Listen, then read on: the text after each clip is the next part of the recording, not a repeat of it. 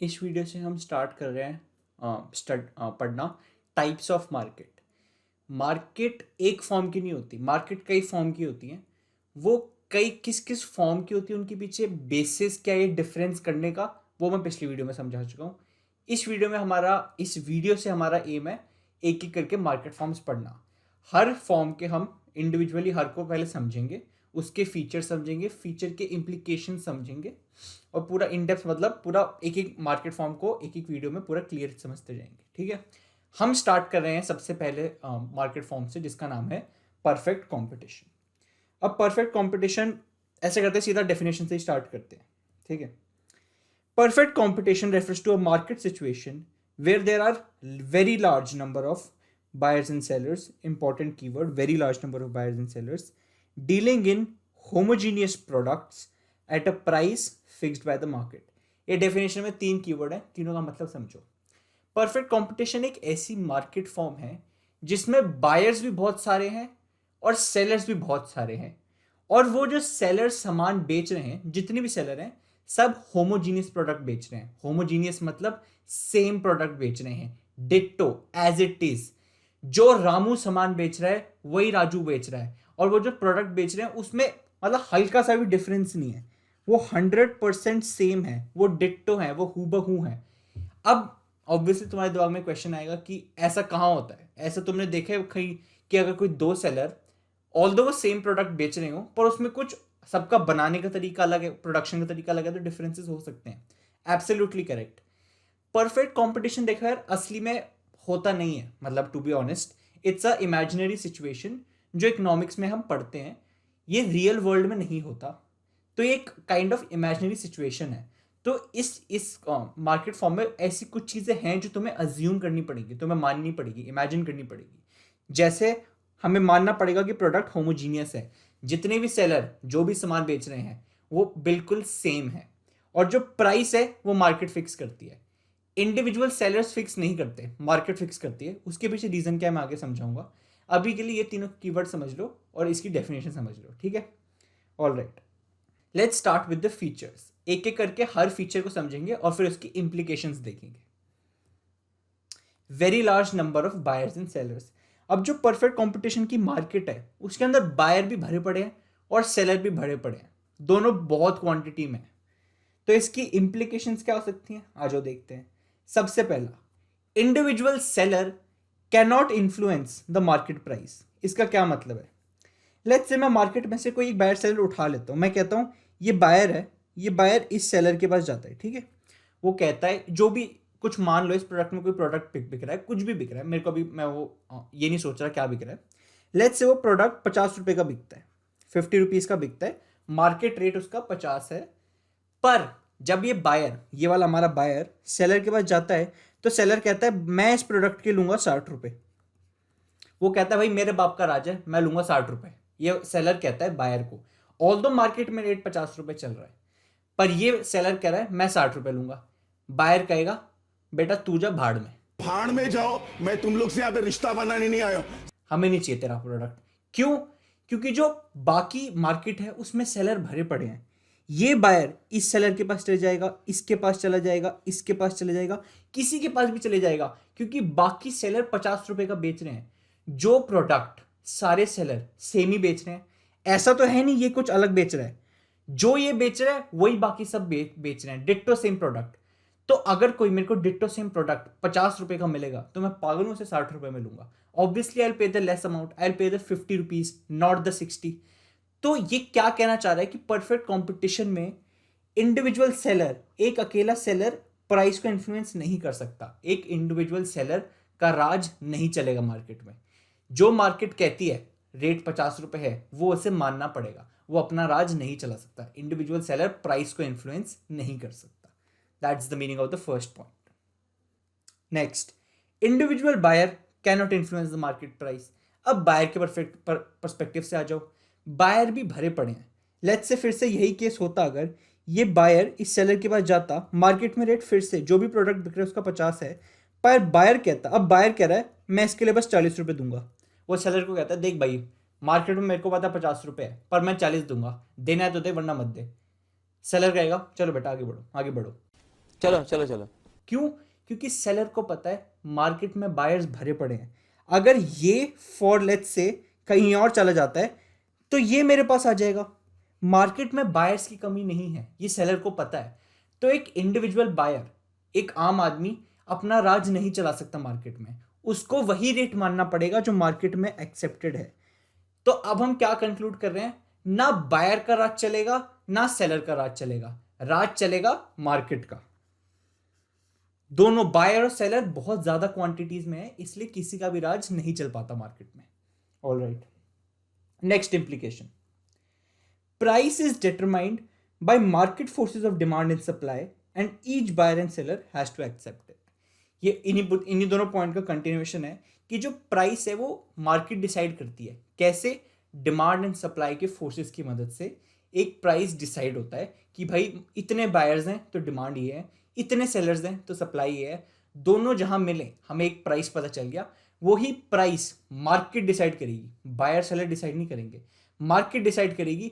Buyer और seller को वो एक्सेप्ट करना पड़ेगा, चाहे कुछ भी हो, बायर और सेलर को हाँ कहना पड़ेगा। अगर मार्केट फोर्सेस कहती हैं कि 50 रुपए है प्राइस, सेलर और बायर को 50 रुपए एक्सेप्ट करना पड़ेगा बिना कुछ कहे, क्योंकि मार्केट का राज है, बायर सेलर का राज नहीं है। Alright, next point, uniform price prevails in the market. ये इसी का ही एक फॉरवर्ड हो गया कि एक यूनिफॉर्म प्राइस चलेगा मार्केट में। हर सेलर वो जो प्राइस मार्केट डिसाइड कर रही है वही चलाएगा। मतलब हर सेलर, कोई सेलर ये नहीं कहेगा मैं 50 रुपए से ज़्यादा लूंगा, मैं कम लूंगा। जितने भी सेलर हैं मंडी में, हमारे जितने भी मार्केट में सेलर्स हैं, all the sellers will charge 50 rupees. A uniform price, the same price will prevail in the market. This is the first point and all it's implications. Implication का मतलब कि अगर ये फीचर है परफेक्ट कंपटीशन का, ये पहला फीचर था, तो ये क्या रिजल्ट देगा, मतलब इस फीचर की वजह से क्या क्या इंप्लीकेशंस होंगी, ये क्या क्या किस किस चीज में रिजल्ट करेगा ये फीचर, इंप्लीकेशंस वो हैं। और जब भी टेस्ट में भी अगर आए तो तुम्हें फीचर को बस एक्सप्लेन करना होता है और इंप्लीकेशंस लिख दो, और उनको ऐसे बुलेट, जैसे मैंने बुलेट पॉइंट्स में लिखे ना, बस बुलेट पॉइंट्स याद कर लो, पूरा पूरा टेक्स्ट रट्टा मारने की जरूरत नहीं है। Alright, moving on to the next, homogeneous products. ये मैंने शुरू में भी बताया था, प्रोडक्ट्स मंडी में कैसे हैं? होमोजीनियस। इसका सबसे एक नियरेस्ट एग्जांपल, परफेक्ट एग्जांपल नहीं है, परफेक्ट कंपटीशन असली में नहीं होता, तो मेरे पास, मैं ऐसे कोई एग्जांपल तुम्हें नहीं दे सकता जहां पे परफेक्ट कंपटीशन एग्जिस्ट करे, पर मैं ऐसे एग्जांपल दे सकता हूं जहां पे परफेक्ट कंपटीशन ऑलमोस्ट होता है, मतलब लगभग होता ही है। जैसे लेट्स से वीट की मार्केट, गेहूं की मार्केट। वीट जब बिकता है सैक्स में, तो देखो वीट, अब कोई सेलर आके एक एक वीट का दाना नहीं देखता, ओहो सॉरी, बायर जब आता है किसी सेलर के पास तो वो मैग्नीफाइंग ग्लास लगा के नहीं देखता, ओहो इसका वीट का दाना अलग है, इसका अलग है। वीट अगर ओवरऑल देखते हैं तो गेहूं ऑलमोस्ट सारी जगह सेम सा ही दिखता है, तो ऑलमोस्ट होमोजीनियस सही है, सेम सही है। तो कितने भी सेलर हों जो वीट बेच रहे हों, उनका वीट होमोजीनियस काइंड ऑफ ही होता है। इंप्लीकेशंस क्या है देख लेते हैं। Buyer has no specific preference to buy from a particular seller only. Since जो भी सेलर प्रोडक्ट बेच रहे हैं वीट, वो सेम दिखता है, तो बायर की कोई प्रेफरेंस नहीं है। बायर ये नहीं कहेगा कि मैं तो भाई वीट इससे ही खरीदूंगा। क्यों? क्योंकि उसको पता है हर के पास सेम ही तो है, मैं इससे भी खरीद सकता हूं, मैं इससे भी खरीद सकता हूं। बायर की कोई स्पेसिफिक प्रेफरेंस नहीं है कि भाई मैं तो खरीदूंगा तो इससे ही खरीदूंगा वरना नहीं खरीदूंगा, ऐसा कोई बायर नहीं कहता, क्योंकि ये सबका गेहूं, सबका वीट सेम है, होमोजीनियस है, इसलिए बायर की कोई प्रेफरेंस नहीं है। Purchase of a commodity is a matter of chance not of choice. ये सेम ही फर्स्ट पॉइंट को अलग लैंग्वेज में लिख दिया। मतलब कोई भी कमोडिटी खरीदी जाती है तो वो क्यों उसके पीछे रीजन क्या है? वो चांस है, वो तुक्का है। अगर कोई बायर मार्केट में घुसता है और वो वीट इससे खरीद लेता है, तो ये एक कंज्यूमर की चॉइस नहीं है, ये एक चांस है, मतलब तुक्का लग गया। तुक्का मेरा लगा सही, तुक्का लगा तुक्का। भाई बाहर मार्केट में घुसा, उसे जो सामने दुकान मिली उसने इसी से खरीद लिया, उसने कोई चूज नहीं करा। अगर वो गलती से थोड़ा आगे चला जाता, वो इससे खरीद लेता, वो इससे खरीद लेता, वो किससे भी खरीद सकता है, वो तो चांस की बात थी, वो इसने इससे खरीद लिया, तो उसने कोई चूज नहीं करा, उसने कोई चॉइस नहीं करी, उसको एक तुक्के से, एक चांस से, जो भी सबसे पहले मार्केट, जो भी दुकान दिखी किसी भी सेलर की, उससे वीट उसने खरीद लिया। वीट सबका सेम ही है। Alright, no individual firm is in a position to charge a higher price for its product. कोई भी फर्म अपने प्रोडक्ट के लिए हायर प्राइस चार्ज नहीं कर सकती। क्यों नहीं कर सकती? क्योंकि सबका वीट सेम ही तो है। ये सेलर अगर कहता है कि सपोज मार्केट कहती है, मैंने पहले बताया था ना, प्राइस मार्केट डिसाइड करेगी। मार्केट अगर कहता है कि भाई वीट 100 रुपये का पर केजी बिकेगा, तो सबको 100 रुपये एक्सेप्ट करना पड़ेगा। ये नहीं, ये वाला सेलर नहीं कह सकता मैं 110 लूंगा। क्यों नहीं कह सकता? सबका वीट सेम है भाई, तेरा कुछ स्पेशल वीट नहीं है, तू क्यों ज़्यादा पैसे लेगा? नहीं ले सकता। तो जो प्राइस है वो कोई इंडिविजुअल फर्म हायर नहीं चार्ज कर सकती। And finally the last point, uniform price prevails in the market. अगर प्राइस सेम रहेगा, यूनिफॉर्म रहेगा, सेम रहेगा, उसके पीछे रीजन यही है कि कोई इंडिविजुअल फर्म चार्ज नहीं कर सकती ज़्यादा। Alright, next feature, freedom of entry and exit. Market में लेट्स से एक मार्केट ज्यूम कर लेते हैं, उसमें ऑलरेडी एक फर्म है। अगर कोई नई फर्म मार्केट में एंटर करना चाहती है तो उसको किसी प्रकार के बैरियर नहीं होते परफेक्ट कंपटीशन में। मेरा क्या मतलब है, अगर कोई पर्टिकुलर मार्केट है उसमें ऑलरेडी एक फर्म है, तो कोई नई फर्म आनी चाहे अंदर तो वो बेशक आ सकती है। जो फर्म्स ऑलरेडी मार्केट में है वो उसके खुले हाथों से उसका स्वागत करेंगे। आइए, आपका इंतजार था, ठीक है।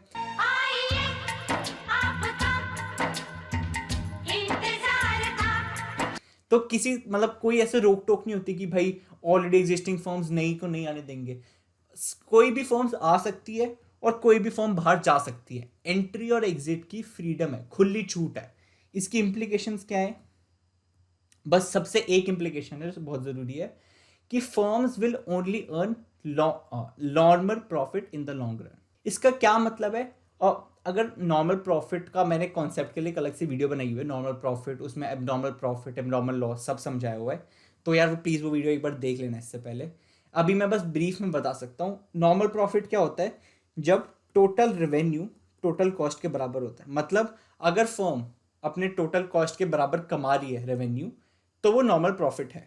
This is the case of normal profit. और हम कह रहे हैं फर्म्स लॉन्ग टर्म में बस नॉर्मल प्रॉफिट ही कमा सकती हैं। क्यों? देखो, शॉर्ट रन में वो एबनॉर्मल प्रॉफिट कमा सकती हैं। एबनॉर्मल प्रॉफिट क्या होता है? जब टोटल रेवेन्यू टोटल कॉस्ट से ज़्यादा है, तो हम इसको कहते हैं एबनॉर्मल प्रॉफिट। एबनॉर्मल प्रॉफिट को कुछ बुक्स में हम सुपर नॉर्मल प्रॉफिट भी कहते हैं, सेम ही बात होती है। इसका मतलब क्या है कि फर्म्स ज़रूरत से ज़्यादा प्रॉफिट कमा रही हैं। उनका जो रेवेन्यू आ रहा है वो कॉस्ट से ज़्यादा है, तो वो ज़्यादा प्रॉफिट कमा रही है। वो शॉर्ट रन में बेशक कमा सकती हैं, शॉर्ट रन में हो सकता है, पर लॉन्ग रन में ऐसा नहीं हो सकता। क्यों? क्योंकि अगर एक मार्केट है उसमें फर्म्स एबनॉर्मल प्रॉफिट कमाने लगी, क्या होगा? नई फर्म्स मार्केट के अंदर आने लग जाएंगी। वो देखेंगी, अरे भाई इस इंडस्ट्री में तो फर्म्स प्रॉफिट कमा रही हैं, चलो अब हम भी एक फर्म सेटअप कर लेते हैं। नई फर्म्स आने लग जाएंगी मार्केट में, और अगर नई फर्म्स आएंगी वो प्रोडक्शन बढ़ाएंगी। वो क्या करेंगी? सप्लाई ऊपर ले जाएंगी। अगर किसी भी प्रोडक्ट की मार्केट में सप्लाई ऊपर जाती है, डिमांड वही है पर उसकी सप्लाई बहुत ज़्यादा हो रही है, तो क्या होता है? प्राइस फॉल हो जाता है उस प्रोडक्ट का। अगर प्राइस फॉल होगा, प्रॉफिट फॉल हो जाएगा। प्रॉफिट कब तक फॉल होगा? जब तक कि हम नॉर्मल प्रॉफिट पे नहीं आ जाते। मतलब टोटल रेवेन्यू टोटल कॉस्ट के जब तक बराबर नहीं होती, तब तक प्रॉफिट गिरता रहेगा। तो लॉन्ग रन में कोई भी फर्म परफेक्ट कंपटीशन के केस में एबनॉर्मल प्रॉफिट नहीं कमा सकती। क्यों? क्योंकि इसमें कोई रोक टोक नहीं है ना, इसमें फ्रीडम है। जैसे ही एबनॉर्मल प्रॉफिट कमाया, नई फर्म्स मार्केट में आना शुरू हो जाएंगी, वो सप्लाई बढ़ा देंगी, क्योंकि रोक टोक तो है ही नहीं, बैरियर तो इस फर्म में है ही नहीं, कोई भी प्रकार का बैरियर नहीं है, तो फर्म्स आ सकती है अंदर लॉन्ग टर्म में। और यही केस एबनॉर्मल लॉस के साथ भी है। एबनॉर्मल लॉस के केस में एग्जिस्टिंग फर्म्स एग्जिट कर सकती हैं। अगर लॉस हो रहा है, एबनॉर्मल लॉस होता है total revenue less than total cost. तो अगर फर्म्स कॉस्ट ज़्यादा बेयर कर रही हैं पर रेवेन्यू कम है, तो यार किसी फर्म, ऐसा कोई फर्म क्यों करेगी? ऐसी इंडस्ट्री में क्यों रहेगी? वो देखेंगे हम तो घाटे में जा रहे हैं, तो फर्म्स निकलनी बाहर हो जाएंगी, इंडस्ट्री से बाहर जाना शुरू हो जाएंगी। क्यों? क्योंकि एग्जिट की फ्रीडम है ना, फ्रीडम है, तो फर्म आराम से इंडस्ट्री से बाहर जा सकती है, मार्केट से बाहर। वो अपनी फर्म बेच सकते हैं, बंद कर सकते हैं। तो अगर फर्म्स बंद होंगी, प्रोडक्शन, सप्लाई कम हो जाएगी। सप्लाई कम होगी, प्राइस बढ़ना शुरू हो जाएगा। प्राइस बढ़ेगा, प्रॉफिट बढ़ेगा। कब तक बढ़ेगा? जब तक कि नॉर्मल प्रॉफिट नहीं आ जाता लॉन्ग टर्म में। तो लॉन्ग टर्म में फर्म सिर्फ नॉर्मल प्रॉफिट कमाएगी। ये एक सबसे बहुत ज़रूरी फीचर है परफेक्ट कॉम्पिटिशन का। Alright, perfect knowledge among buyers and sellers. इसका क्या मतलब है? जो हमारे बायर और सेलर है परफेक्ट कंपटीशन के केस में, उनको मार्केट कंडीशन की पूरी नॉलेज है, उनको सब पता है। बायर को पता है कि भाई ये जो भी सामान बिक रहा है परफेक्ट कंपटीशन की मार्केट में, उसका सही प्राइस क्या है, मतलब क्या प्राइस चल रहा है पूरी इंडस्ट्री में, उस प्रोडक्ट के बारे में सब कुछ। इसी तरह सेलर को भी पता है कि ये प्रोडक्ट जो वो मैन्युफैक्चर कर रहा है वो कैसे बनता है, उसका सप्लायर कौन सा बेस्ट है, किससे सबसे कम प्राइस मिलेगा, वो हर सेलर को पता है। तो बायर और सेलर को पूरी मार्केट कंडीशन की परफेक्ट A to Z पूरी नॉलेज है। इसकी इम्प्लीकेशन क्या होगी कि no firm is in a position to charge a different price and no buyer will sell a higher price. कोई भी फर्म बायर से ज़्यादा प्राइस नहीं चार्ज कर सकती। अगर मार्केट में उस सामान का प्राइस 50 रुपये चल रहा है तो कोई एक सिंगल सेलर ये नहीं कह सकता मैं 60 रुपये का बेचूंगा। क्यों नहीं कह सकता? क्योंकि बायर को पता है भाई, बायर को नॉलेज है, he has knowledge that market में 50 रुपये चल रहा है प्राइस, तो मैं तेरे को 60 क्यों दूं? Buyer will pay no buyer will pay a higher price. और कोई फर्म चार्ज भी नहीं कर सकती क्योंकि फर्म को भी पता है जब मार्केट में ही 50 रुपये चल रहा है तो मैं 60 रुपये कैसे चार्ज करूं। तो ये इसकी इंप्लीकेशन है। या फिर जो सेम पॉइंट हर में लिखता रहा हूँ, uniform price prevails in the market. Buyer को भी पता है, सेलर को भी पता है क्या प्राइस है, तो वही यूनिफॉर्म प्राइस, सेम प्राइस चलेगा। कोई ज़्यादा ना चार्ज कर सकता है, ना कोई बायर ज़्यादा देगा। सिंपल। अब लास्ट के 3 पॉइंट है, सिंपल पॉइंट है, ज़्यादा टाइम वेस्ट नहीं करूंगा। एक तो है perfect mobility of factors of production. इसका सिंपल से मतलब है जो फैक्टर ऑफ प्रोडक्शन होते हैं, नहीं भी पता बता देता हूँ, लैंड, लेबर, कैपिटल, एंटरप्रेन्योर, ये 4 फैक्टर ऑफ प्रोडक्शन होते हैं। ये परफेक्टली मोबाइल होते हैं। मोबाइल का मतलब क्या होता है? ये एक जगह से उठकर दूसरी जगह आसानी से जा सकते हैं, कोई जोग्राफिकल रिस्ट्रिक्शन नहीं है, ये आराम से मूव कर सकते हैं। एक लेबर एक जगह से उठकर दूसरी जगह जा सकता है, कंप्लीटली मोबाइल है। और ये सिर्फ जोग्राफिकल टर्म्स में नहीं, ऑक्यूपेशनल टर्म्स में भी। मतलब एक कोई बंदा, लेबर, अगर एक इंडस्ट्री में काम कर रहा है वो उतना ही एफिशिएंटली दूसरी इंडस्ट्री में भी काम कर सकता है। अगर एक लेबर जूते की इंडस्ट्री में काम कर रहा है, वो जूते की इंडस्ट्री से उठकर लेट्स से वीट की इंडस्ट्री में चले जाता है, तो वो वहां पे भी आराम से काम कर सकता है। कंप्लीटली मोबाइल है, वो किसी भी इंडस्ट्री में काम कर सकता है, कहीं पर भी काम कर सकता है। दिल्ली में है तो मुंबई में काम कर सकता है, परफेक्टली मोबाइल है। ये एक कंडीशन होती है, या एक फीचर होता है परफेक्ट कॉम्पिटिशन के केस में। ज़्यादा ज़रूरी नहीं है, ये छोटा सा इतनी एक्सप्लेनेशन बहुत है। एक और होता है absence of transportation cost. Transportation cost को परफेक्ट कॉम्पिटिशन के केस में 0 अज्यूम करा जाता है। हालांकि ट्रांसपोर्टेशन कॉस्ट हो सकती है, मेरे को भी पता है, पर हम 0 अज्यूम करते हैं। हम इसको 0 अज्यूम करते हैं क्यों? क्योंकि हम ये दिखाना चाह रहे हैं कि परफेक्ट कॉम्पिटिशन के प्रोडक्ट कहीं पर भी बिके वो सेम कॉस्ट पे बिकेंगे। वो मुंबई में बिकें, वो दिल्ली में बिकें, वो केरला में बिकें, वो महाराष्ट्र में बिके, कहीं पर भी बिके, उनकी कॉस्ट सेम होगी। तो मतलब ट्रांसपोर्टेशन का खर्चा नहीं आता, मैं उनको कहीं पर भी ट्रांसपोर्ट कर सकता हूँ एट 0 रेट। ये अजम्पशन है, असलियत में ऐसा बेशक ना हो, अजम्पशन है, अज्यूम कर रहे हैं। And finally the last point, absence of selling cost. Selling cost कोई नहीं होती। सेलिंग कॉस्ट क्या होती है? एडवर्टाइजिंग। फर्म्स अपने प्रोडक्ट को एडवर्टाइज करती है ना, परफेक्ट कॉम्पिटिशन के केस में नहीं करती। कोई फर्म एडवर्टाइज नहीं करती। क्यों? बायर को पूरी नॉलेज ऑलरेडी है। जो बायर है, मैंने पहले बताया था, he has knowledge of market condition. उसे पता है इस मंडी में क्या बिकता है, कितने का बिकता है। तो सबको जब पता ही है तो एडवर्टाइजिंग पे कोई फर्म क्यों खर्चा करेगी? एब्सेंस है सेलिंग कॉस्ट की तो जरूरत ही नहीं है, इट इज ऑल्सो 0। सबको, बायर को ऑलरेडी नॉलेज है उस प्रोडक्ट की, तो मैं क्यों फालतू में उसे एडवर्टाइज करूं? मेरे बायर सब कुछ ऑलरेडी जानता ही है। तो hence there is no selling cost. These were all the features of perfect competition. Next video में मैं इसका एक डिमांड कर्व डिस्कस करूंगा कि परफेक्ट कॉम्पिटिशन में डिमांड कर्व कैसा होता है।